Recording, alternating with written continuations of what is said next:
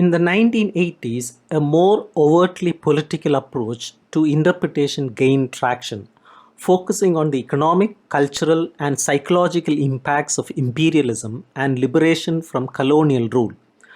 Postcolonial theory, rooted in the history of imperialism, emerged during this time.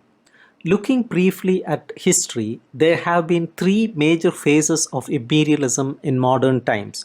From 1492 to the mid 1700s, Spain, Portugal, England, France, and Netherlands established colonies and empires in the Americas, East, and India. Then, from the mid 1800s to the First World War, there was intense competition for imperial power among Britain, France, Germany, Italy, and others. By the late 19th century, a significant portion of the world's land area and population was under British rule, with France also holding substantial territories. Other countries like Germany, Italy, and Japan also sought colonies. The late 1800s saw Belgium's colonization of the Congo depicted in Conrad's Heart of Darkness, highlighting its brutal aspects. The periods during and after the Second World War witnessed continued struggles for control and influence, including conflicts between the United States and the Soviet Union.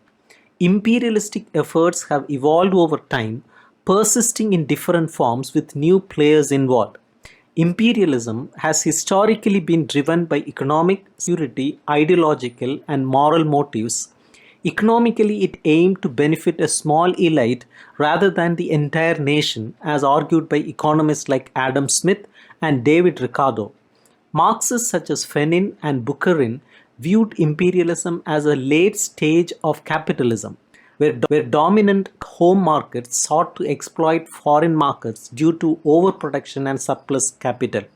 Security of the home state was another motive seen as necessary to protect national interests.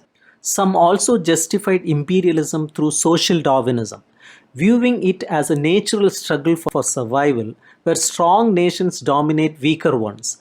Figures like Machiavelli, Bacon, Hitler, and Mussolini supported this view.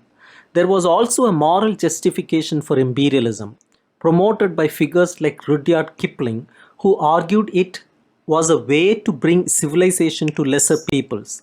This rationale often relied on Western Enlightenment ideas of progress. Decolonization started after Second World War, with former imperial powers like Britain, France, and others granting independence to their colonies. The process continued until the collapse of communist regimes in 1991, leaving the United States as a major remaining colonial power. However, colonial struggles have persisted, seen in conflicts in East Timor, Tibet, Taiwan, Kashmir, and the Middle East.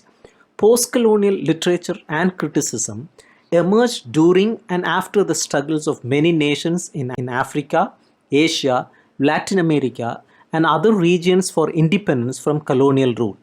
Key texts in this field include Aimé César's Discourse on Colonialism and Frantz Fanon's Black Skin, White Masks, both published in 1950.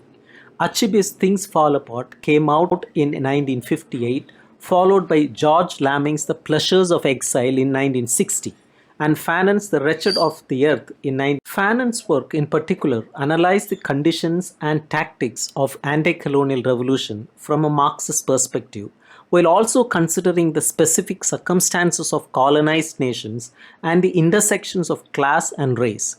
He highlighted the differences between the European bourgeois class and the emerging African bourgeoisie after colonial rule.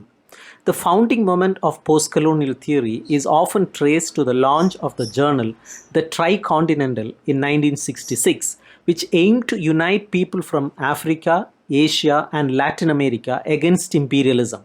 Edward Said's influential book Orientalism was published in 1978.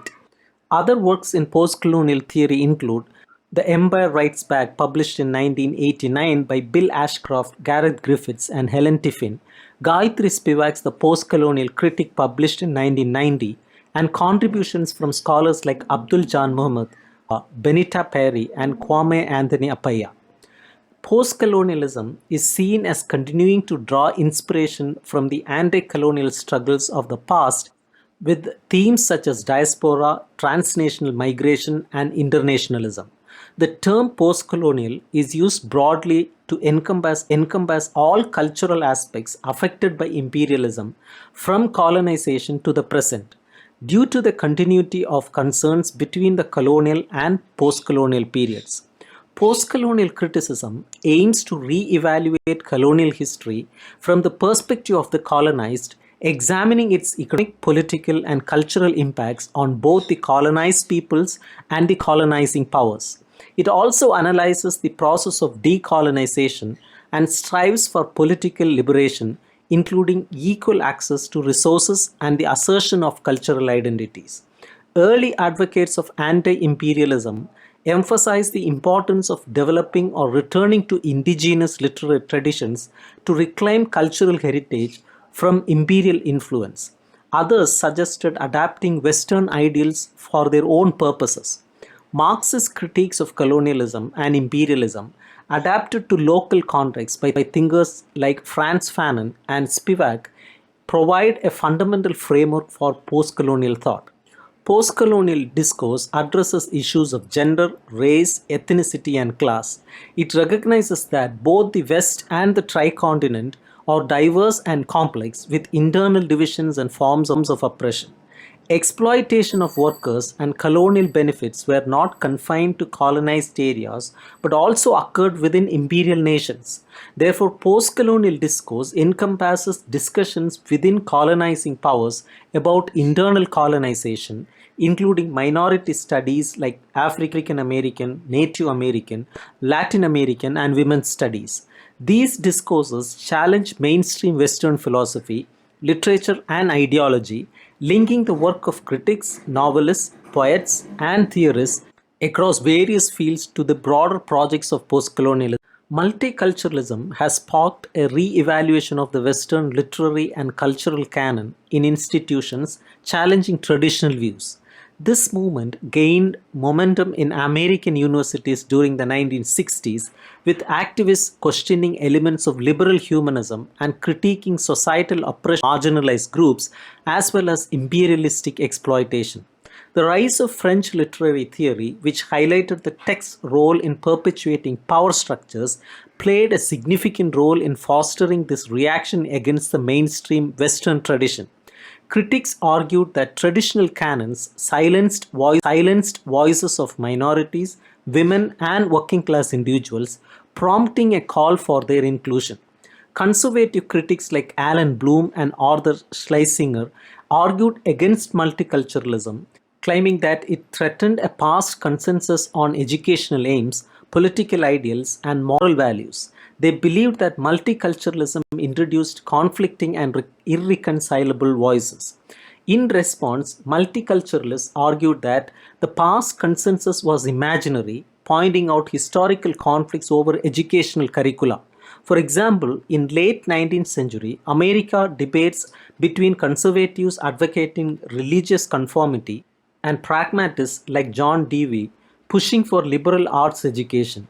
Initiatives for curricular reform, such as Harvard's in 1869, stirred controversy with subjects like history, sociology, and English struggling for inclusion in liberal arts program.